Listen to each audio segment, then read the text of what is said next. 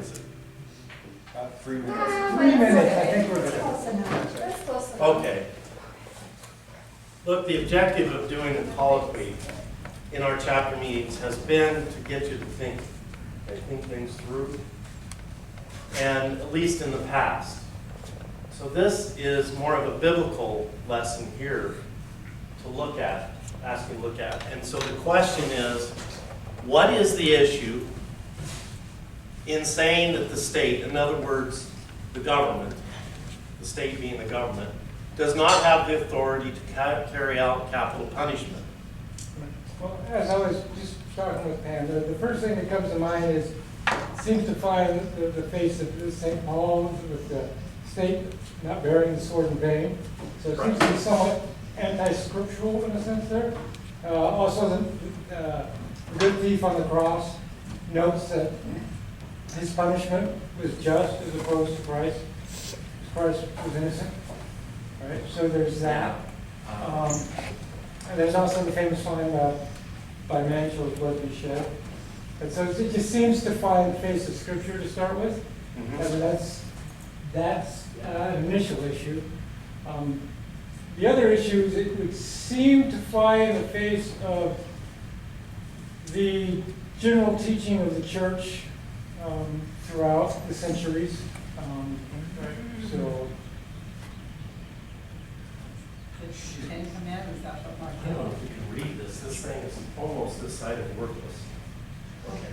And because, right, so really, I couldn't find it off the top of my head, but Aquinas is fairly clear. You can never kill an innocent man, right? You can't do that. Because of the nature the man is given. Stay right there. Nature. Go back to that. Nature. Which is, all right. So That's what I'm asking you to think. Natural law. Okay, look at this. Go ahead. You've got a ton of questions. No, what I was going to note there is Aquinas notes that, but he then notes that you can kill the guilty man if it's necessary for the common good, right? That's the notion there.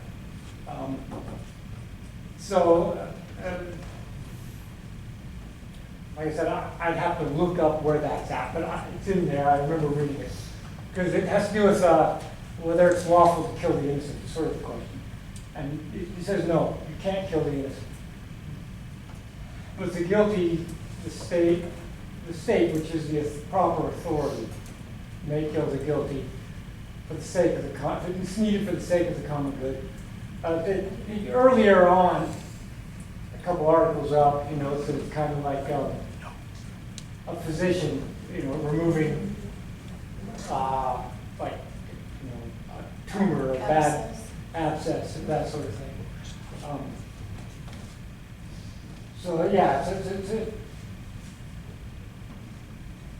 On a natural level, the state has to care for the natural common good of the society, right? And if it's destructive of the common good, it may be necessary to remove that which is dangerous. How that is done, the modern magisterium wants to push back at the notion of killing them and try to find other means that don't result in the death, so that we can find other ways which will provide both safety for the general public and the common good, and still provide a measure of justice without killing somebody. Okay. All of that, I'm kind of hit on major points. Is there anything else I should add? Romans 13 gets to obey the governing authorities. Genesis 9 says, take those who kill a man shall have his blood taken. And Acts 5:29 is where Peter says we must obey God rather than men. Okay. And then of course you cannot kill the innocents. And would you say this is a natural law?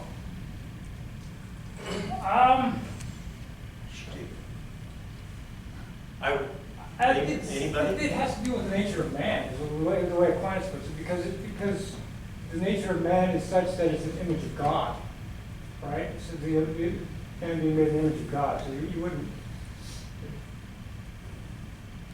In a sense, it'd almost be disrespectful to God to kill the image. It'd be like destroying the image of a good thing. I would say it's natural law because of the Ten Commandments. Respecting what Aquinas says about the nature of man, but you cannot kill innocent people. In the same Pentateuch, it says, thou shalt not murder. And it also says to take the blood of those who do commit murder. Yeah, I would just say that assumes man has value, and if you have to ground that value, and that value needs to be grounded in God. Well, but the law says don't kill innocent people. I may not have a full-bodied mind of what you just said mean, but I cannot kill an innocent person. Right, I'm just saying you can't kill an innocent person because the innocent person has value, and that value is grounded in God.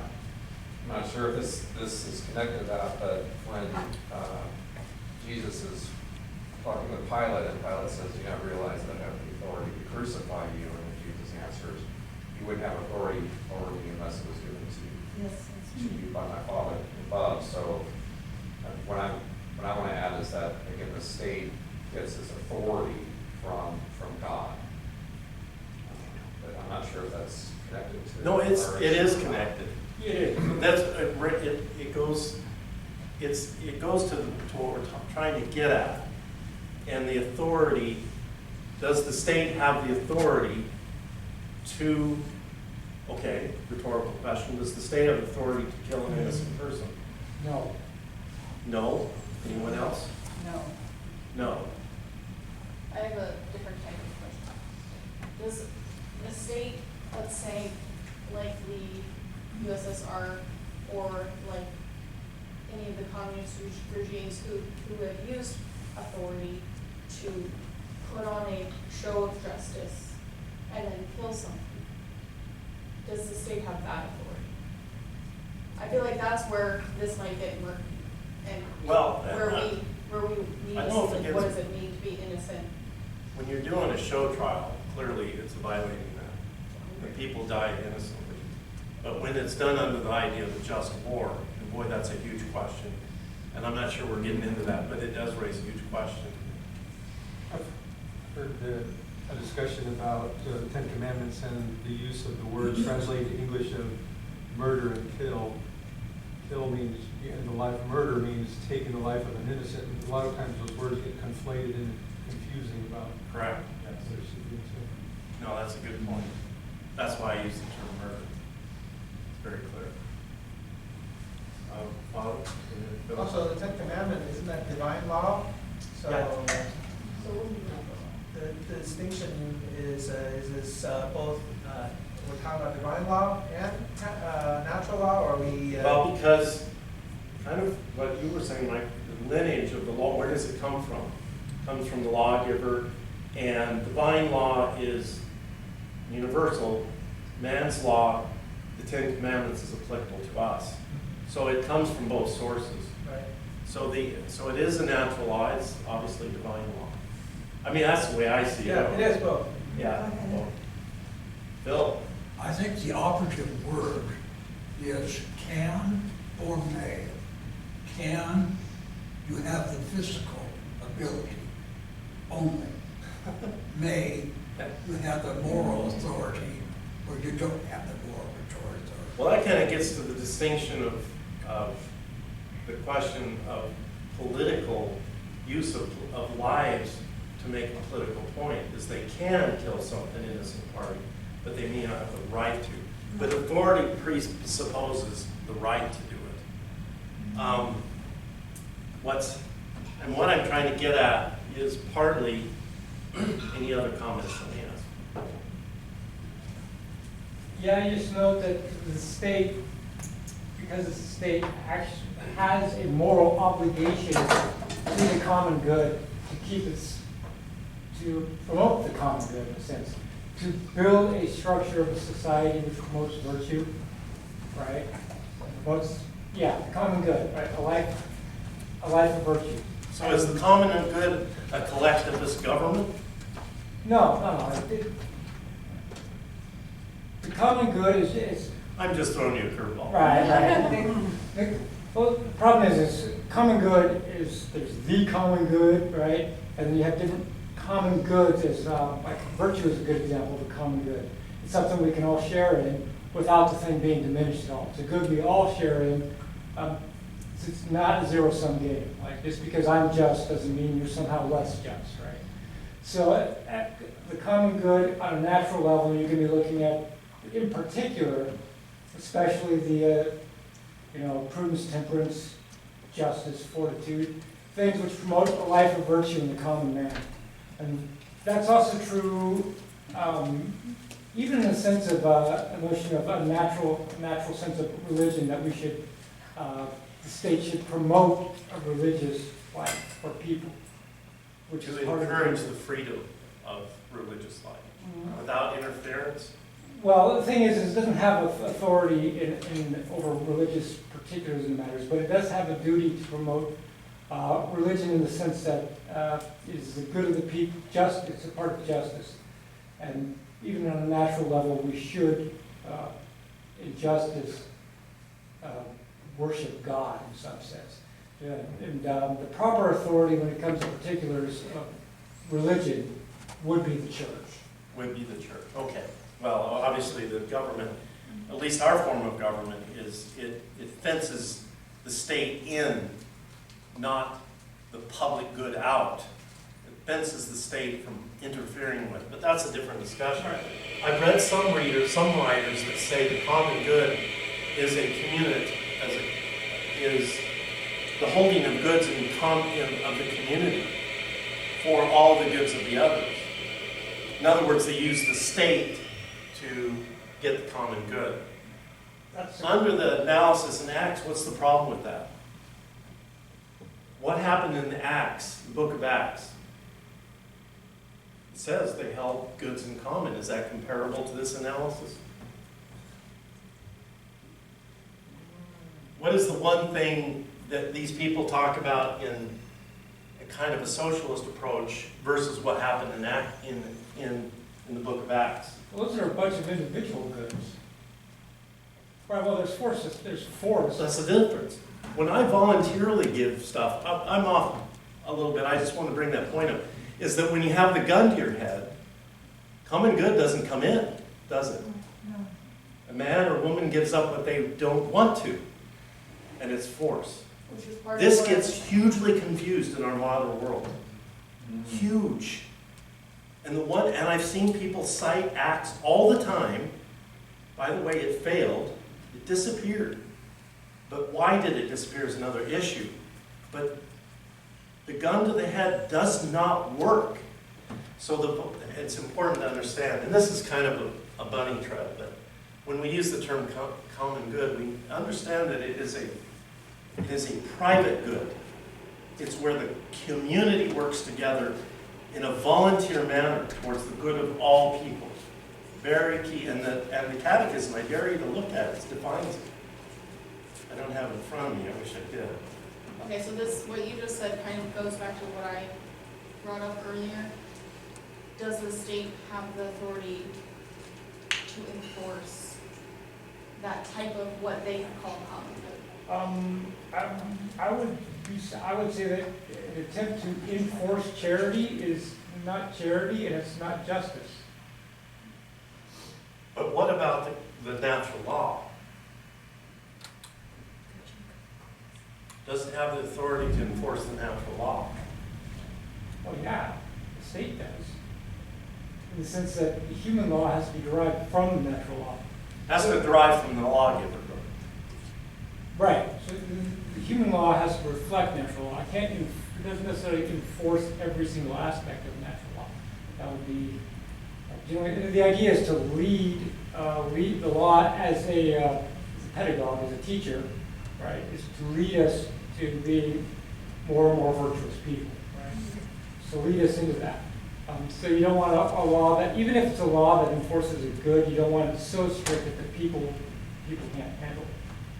Very true, very true. Except in areas where it intrudes on your rights. This is kind of an adventure, but What does the natural law say? well, it What could. is the natural to the law of killing. One of the ways to ask it is, where does the natural law? One way to answer the question is, where does the natural law come from? Comes from God, If it comes from God, and it's written on our minds and on our hearts, that's right. and it comes from the Ten Commandments. That's right. It's also the law of elements, physics, the law of and it's moral law and physical law. I mean, this is my argument. You can throw in whatever you want. The physical laws have immediate impact Exactly. if you disobey them, right? That's right. Okay? They punish you immediately.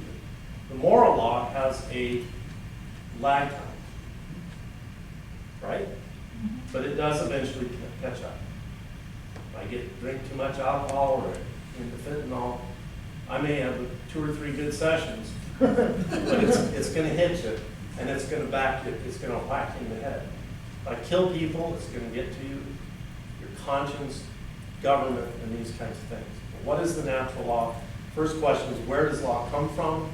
God. And what is natural law is the law that is by nature imposes itself on us through our conscience. It's our conscience. Correct? Where do we get our conscience? That's why abortion is, they always start with knowing that it's wrong. Exactly. Okay? It's kind of like what Protestants do with the Catholic Church. It's the origin of all of this, and they have to argue against it to separate themselves. They're constantly arguing against it. Nazarenes don't argue against Mormons, or no, against Presbyterians. They argue against us. Not me, but the church. The Southern Baptists, it's always the church. Why? Because it dates back, it is the oldest. It's the same with abortion. They always argue against the presumption that we all have in our conscience that abortion's murder. And so they have to defend it, they have to offend against it. They have to offend your mind to defend what they stand for. Like the classic example is, it's my body, it's my choice. Exactly. Well, I'm sorry, ma'am, it is your body, and I honor that. But I would. there's more than one body here. I would. It's not your body, man. It's God's. Anyway, He that's, created you. yeah, exactly. Whether you're beautiful or not is beside the point. He created you. You have no authority over your body. In other words, Then who does? God.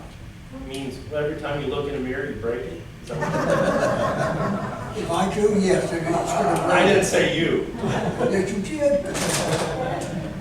No, the point is, here is, we go back to the question, what is the issue in saying that the state does not have authority to carry out capital punishment? It goes back to what the answer from magisterium.com is, that the state does not have authority. And it does. So the argument, it's not just a bad answer, it's a fraudulent answer.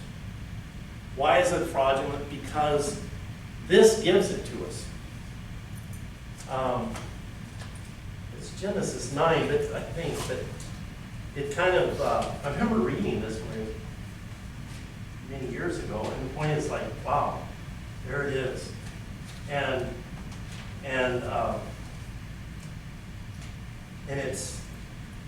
it says that the state, that the man who takes the blood shall have his blood taken.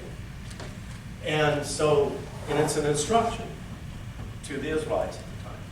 So it does have authority. And what the current theology with regard to this is, our Holy Father uses very careful words.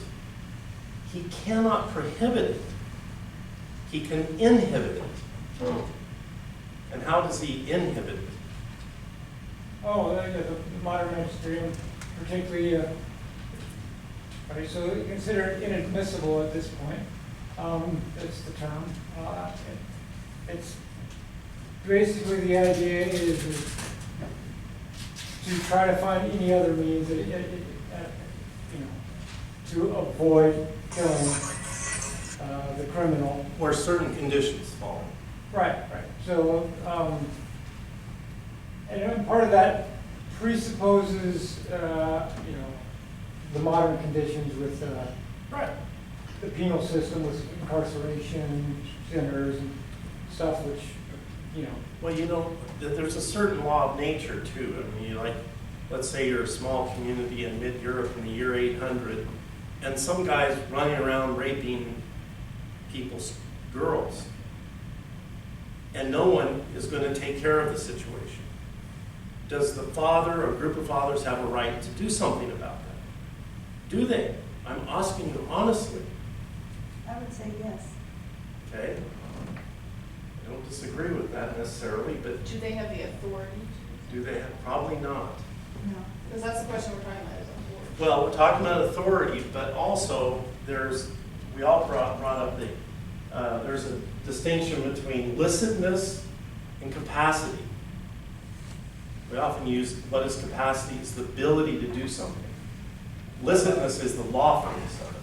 What about the use of the word righteousness? Because you think of a father's defending his daughter when she's been raped, that defense is, in that time frame, would be a righteous indignation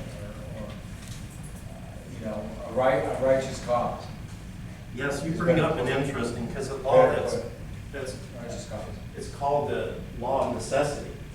Not necessarily going and attacking the person who did the rape, but when we go to defend somebody, and in process of defending somebody, we break a law, then in a court of law, we call that the defense of necessity. A very simple example is if you're sitting in your lawn chair and you look across the fence, your neighbor who has a swimming pool and all these no trespassing signs on his fence, and his little girl just fell in the water and no one's there, you have a duty to defend. You have a duty to save. And the court will dismiss the case against you for trespass like that. Because the law of necessity to save the person to be defended will protect you in those times. Did you have it? Yeah, just going to contrast, think about the context of Genesis 9, where we didn't have modern penal systems and jails and the ability to prevent a criminal from acting out again in the same manner. In that context, this concept of necessity comes in, and Yeah. You have to do something, or else. There is, I would argue that not the natural law, but there's a certain defense of the community that grant not necessarily authority, but the capacity to do something about it. And I'm not asking for chaos. It's the inverse of this analysis that our Holy Father is talking about. It's inadmissible because we now have these structures about us that prevent this problem. Tomorrow afternoon, the structures are all gone. All of this comes back. And this law no longer is applicable. Okay? Right. That's the distinction I'm trying to say, is that the authority cannot be taken away because it exists by nature and by scripture and by historical tradition.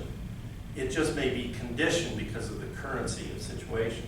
But if you're living in Yemen and everything about you is collapsing, does this rule sink? Probably. Because if you're going to defend your family and take care of the situation, the authorities have full authority to execute, to prevent the innocent from being killed. Because they're guilty. Those who are guilty need to deal with it. And in that village in the year 800, let's say in Central Europe, if the state is not going to take care of the rapist, then you have a moral obligation to take care of it, so that your daughter and your son, your children, are not damaged by that person. Yeah, you're obligated for the safety of those under your care. And the state has an obligation for the safety of those under its care, which is all of the citizens. You know, you often hear the joke about, yeah, they take them out back of the woodshed and take care of them. Well, that's more than a joke. there was a time when that was probably one of the solutions to the problem. So even though they have authority to do it, doesn't mean they're right in doing it. Well, Because if there's unjust state, right, if they are unjustly treating people, doesn't mean they're right in doing it, even if they have some sort of authority. right.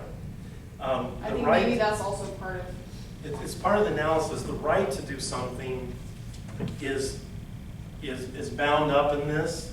well, not right to do something, they are correct.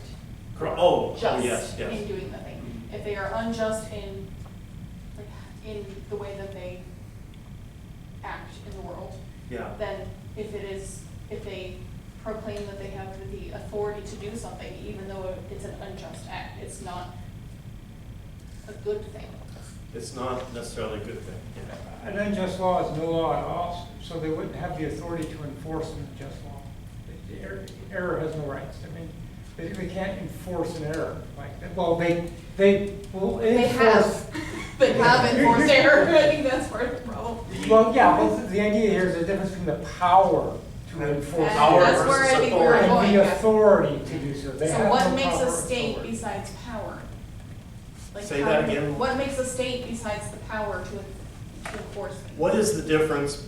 What is the single difference between the state and any other organization?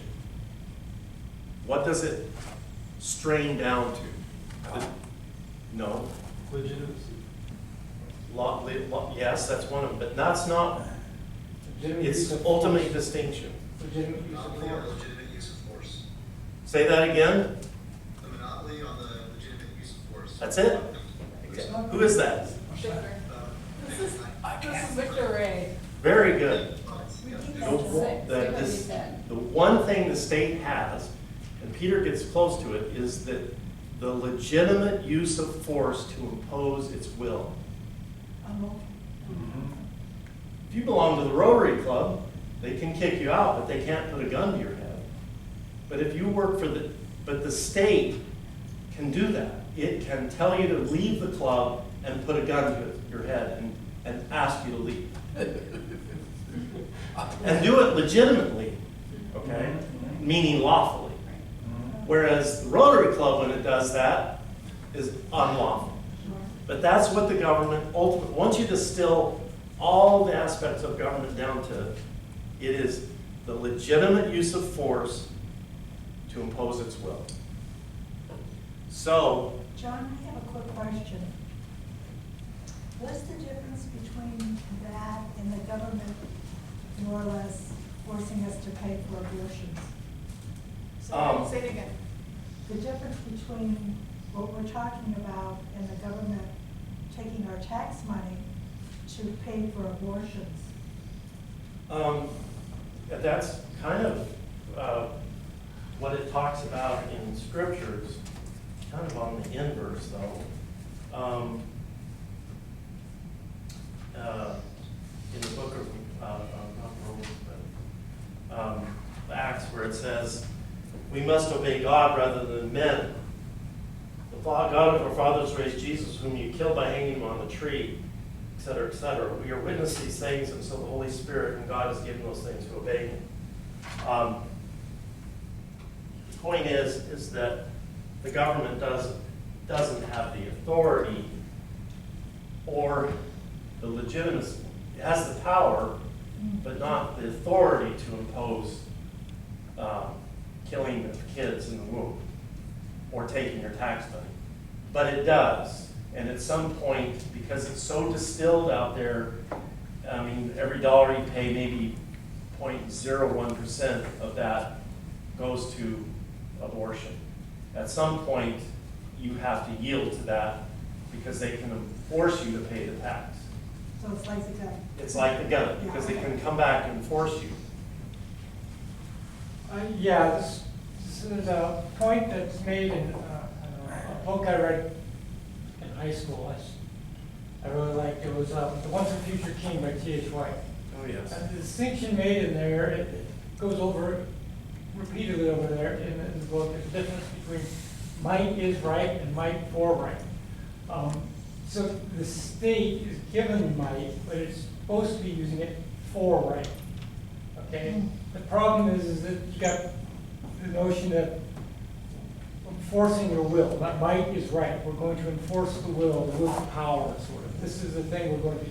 Versus the notion of, I have been given this might to do the right thing. I have been given the power to follow the proper authority, to do the thing that is just, to do the thing that is, charitable, or to do the thing that is virtuous in other regards.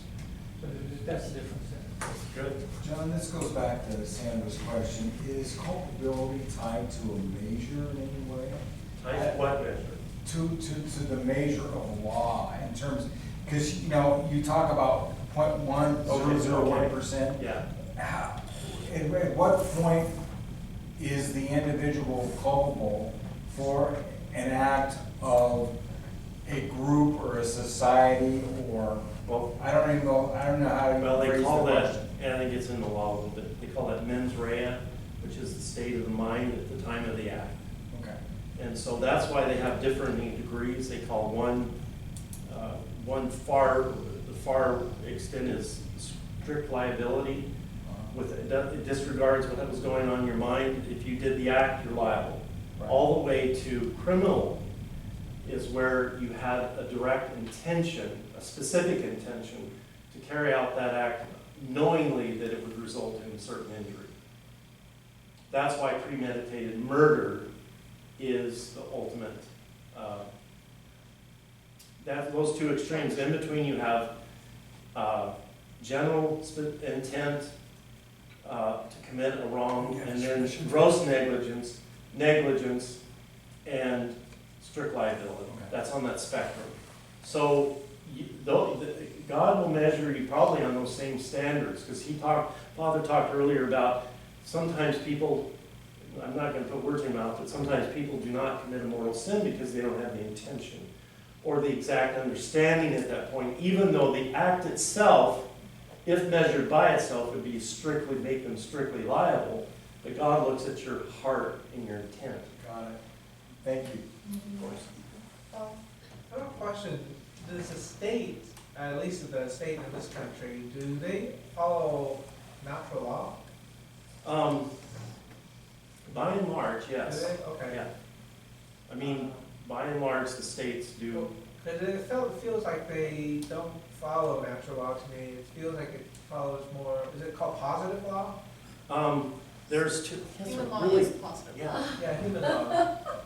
So positive This is just very means put lawyerly. forward. What is, So positive just means has been posited, like has been put forward by humans. Right. what is Yeah, so the, the humans, if it's a popular human law, is that the positive law? let me give you an example. What's the best example of negative law? Thou shalt not. Exactly. Thou shalt not. Right. And the way somebody described that to me, it's kind of like a field. Imagine yourself, for lack of a better metaphor, a football field. And the 10 Commandments are like the first 10 yards. And just imagine the rest of the 90 is complete freedom, human flourishing, free to do anything. And that's basically what our country is founded on, by the way, is that, and that's why our laws were negative in the sense the Congress shall make no law. So outside of that shall not is all of this freedom. That's the negative. It's a fence that says don't do these things. And where did that first negative law occur? Garden of Eden. Pardon? Garden of Eden. Exactly. Yes, yeah. Human flourishing existed in the Garden of Eden, right? It's swept across the whole thing, except for eating this apple. And man, of course, became culpable when he took and bit into it. And of course, then we have the issues today. But, so yeah, what is positive law? Positive law is the type of thing, first of all, it's the opposite of negative law. That's not too difficult, but it is the prescription. Law becomes more positive the more people become less virtuous. So that's why you have laws they get more exacting about behavior.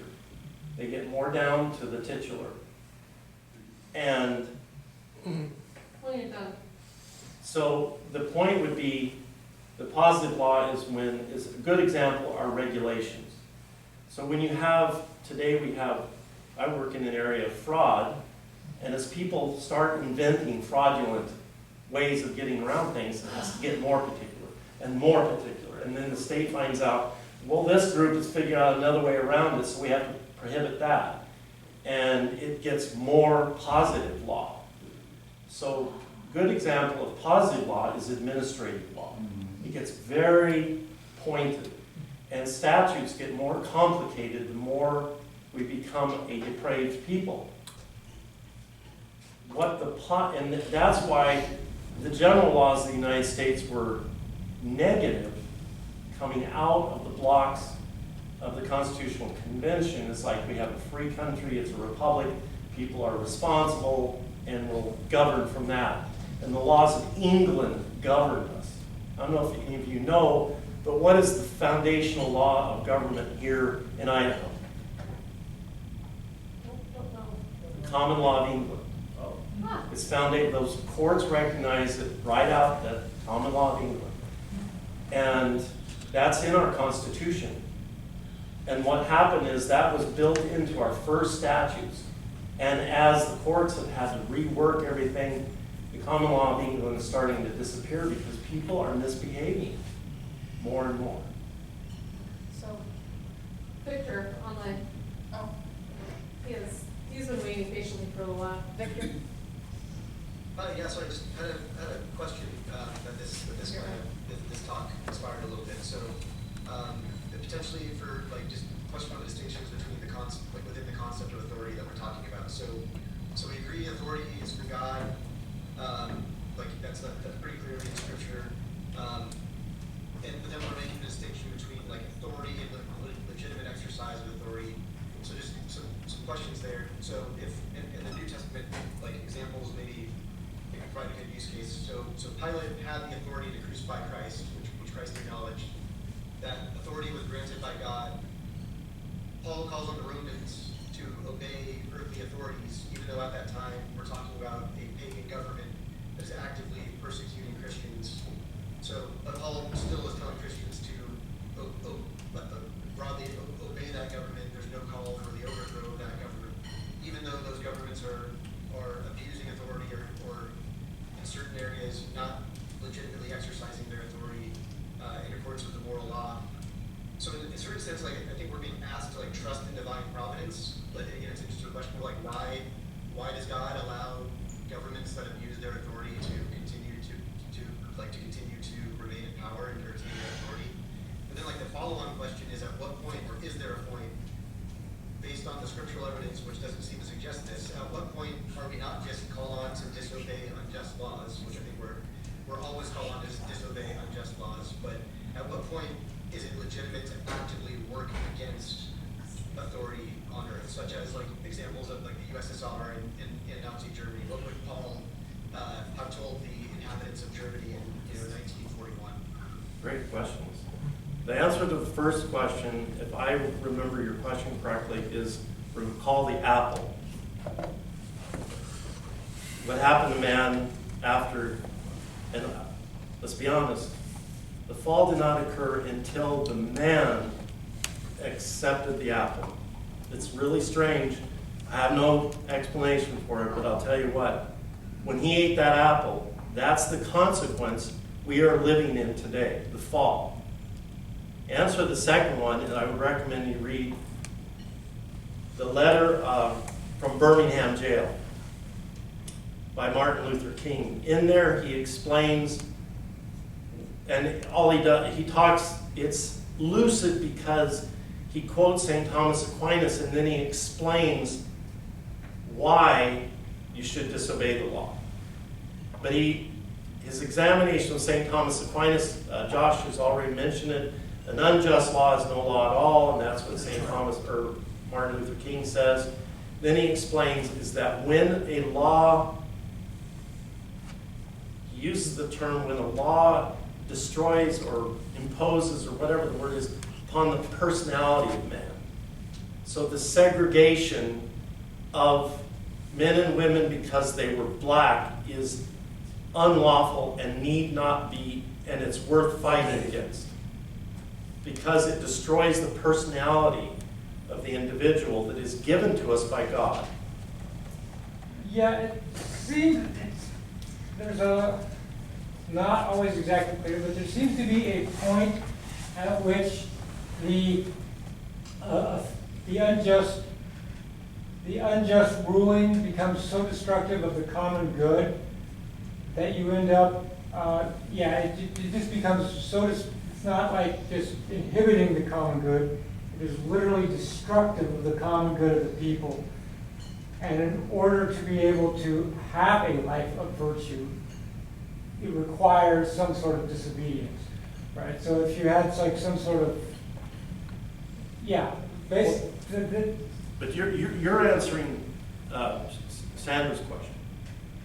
At some point, fighting the law is so difficult and may lead to terrible results. right. That you cannot fight it.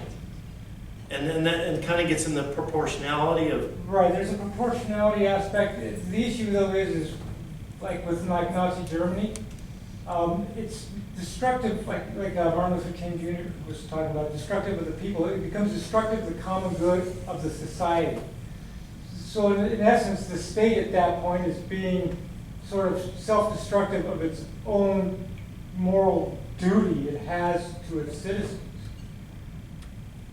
At which point you have to point out to the authority that it's failing to do what it's supposed to do, what it's there for. Well, and Ray, this is a great question, Victor. Good job. Because one of the things, at least for me, when does it become worth? You have to fight for it. Is that if the mass killing of people, the community needs to rise up and go against it. How that's done with children in the womb, I don't know the answer. I mean, maybe we should have had a Martin Luther King of our day. It's a really great question because it's so totally unjust. There's a proportionality aspect. It can be hard to determine at what point it is, which is probably why you don't see like the Vatican making official statements in support of this particular revolution or that particular revolution generally. There would be things where it would be fairly obvious in the sense like if the state sort of like came in and sort of like banned the mass or something, then it would be the duty of people to just break the law in a sense, right? That would require disobedience because it would be destructive of higher laws. Look what happened with, and then I'll give it to you. Look what happened with George Floyd, okay? He was not an innocent man. I mean, we can't avoid that reality. But what it sparked was a response. And some of it is built, some of it's deeply political. And it's driven by, things, when I worked in politics a little bit, things are not sparked. There's always something behind it.